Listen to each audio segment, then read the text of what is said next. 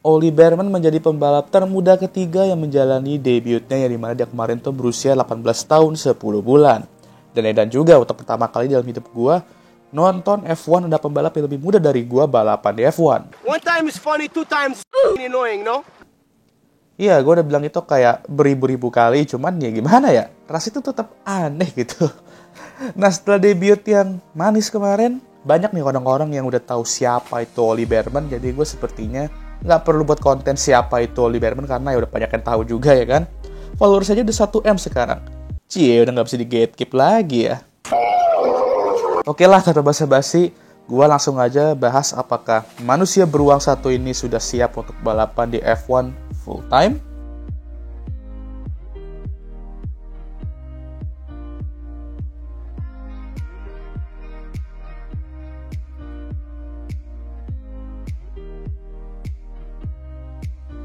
Ollie sendiri memiliki karir junior yang solid sebenarnya, di mana dia mampu menjadi juara di F4 Italian Championship dan ADAC Formula 4 Championship di 2021.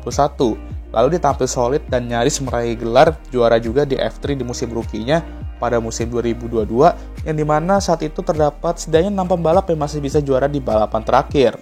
Lalu nama dia mulai terkenal lagi di F2 musim lalu, di mana dia menang balapan sprint dan feature race di Azerbaijan, di mana dia menjadi pembalap ke-9 di sejarah GP2 atau F2 untuk meraih double win, dan pembalap rookie keempat untuk meraih double win itu. Disinilah perhatian orang-orang ke dia mulai meningkat. Apalagi nih orang udah merupakan driver akademi Ferrari yang dimana tentunya merupakan akademi yang paling terkenal dengan Red Bull ya. Udah gitu ganteng dan muda, gimana fansnya gak banyak ya kan? Mengerikan. Oke, itu sih bonus ya, karena yang penting ialah skill dan pace-nya emang terbukti kenceng. Ollie kemudian meraih total 4 kemenangan di musim rookie-nya dan finish di posisi ke-6 di klasemen. Dan sepanjang 2023 juga, dia mengikuti free practice di Mexican Grand Prix 2023 bersama Haas, dan dia juga mengikuti beberapa private test dengan Ferrari di Fiorano. Lalu dia ikut Young Driver Test juga bersama Haas di tahun yang sama. Haas pun kagum sama performanya di free practice, dan harus diakui kalau emang performanya di free practice 1 Mexican Grand Prix kemarin cukup impresif. Dia kenceng, dan yang paling penting gak nubruk. Karena kalau nubruk udah benar-benar kapok dah Haas sambil rookie lagi. Tapi sepertinya kali ini ya berbeda lah. Gak mungkin yang nubruk-nubruk gitu ya. Karena Ferrari dan Haas emang gak segan-segan untuk menyatakan kalau mereka akan memprioritaskan Oliver Bearman untuk kursi F1 di 2025. Dan sepertinya Haas akan menjadi target utamanya dulu tuh saat ini. Karena ya tahu sendiri ya kan Ferrari kuotanya udah full. Sementara Haas masih terbuka lebar seatnya. Nah, untuk ketar-ketir Ratu Nico sama K-Mac.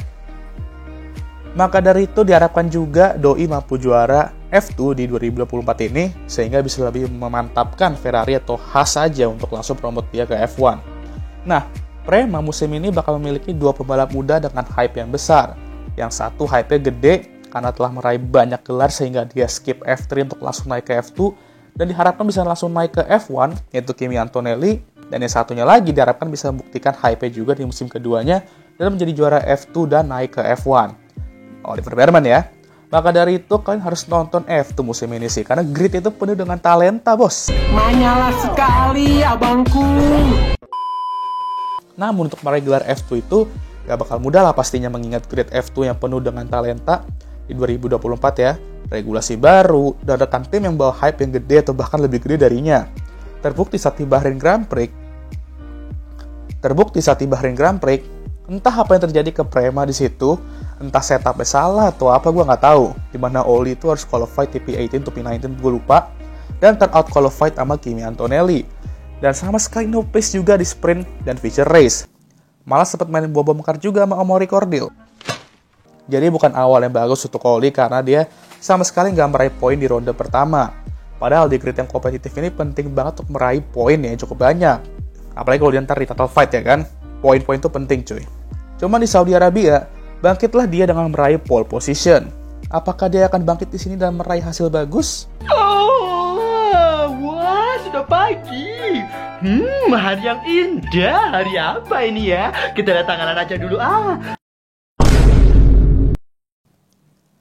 Well, kita semua tahu dia mendapatkan kabar yang lebih mengejutkan ya. Di mana dia akan balapan dengan Ferrari di weekend yang sama di F1 ya, menggantikan Carlos yang usus buntu. Walaupun sangat disayangkan juga dia harus mundur dari ronde 2 F2, dimana dia dapat pole dan poin untuk pole itu juga hangus.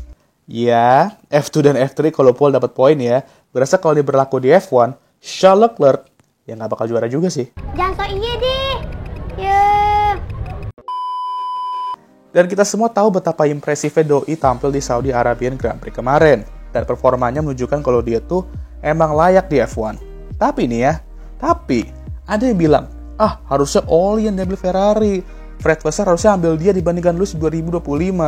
Wow. Oke, sabar. Perlu diingat kalau jalannya Oli ini masih panjang. Jangan gegabah dulu naruh dia di Ferrari di mana tekanan itu gede banget ya, apalagi untuk seorang rookie. Biar dia 1-2 musim dulu lah berproses di tim papan tengah atau bawah. Lagi pula, Ferrari kalau mau menantang Red Bull 2025 memang butuh 2 pembalap bintang kayak Charles dan Lewis. Nah, mana nih yang bilang gue haters Lewis ya kan? Yang selalu kritik Lewis, yang selalu menghujat Lewis. Gini bos, gue ingatkan sekali lagi. Gue tuh kalau ngomongin pembalap ya jujuran aja, gue respect sama Lewis, tapi tidak dengan Colt LH44.